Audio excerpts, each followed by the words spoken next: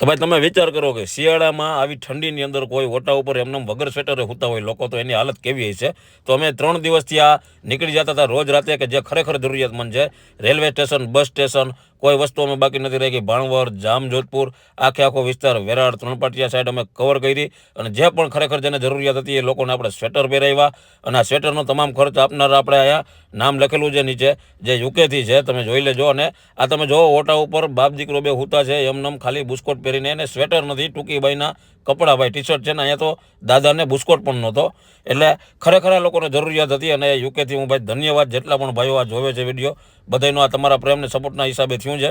આપણે 3 દિવસ આ ઝુંબેશ હલાવી, જેમાં આપણે નાસ્તો, ઠંડુ પાણી, જમવાનું બધું, અને ફાઇનલી આપણે અત્યારે બધું વિતરણ કરી નાખ્યું છે. તો તમામ મારા મિત્રોનો દિલથી આભાર ભાઈ. દુકાન ખાલી થઈ ગઈ છે, અહીં બધા છોકરાઓને મોટાઓને બધાને આપી દીધા. હવે આપણે ઘરે જઈએ, અમે ખાઈએ એવું લાગે.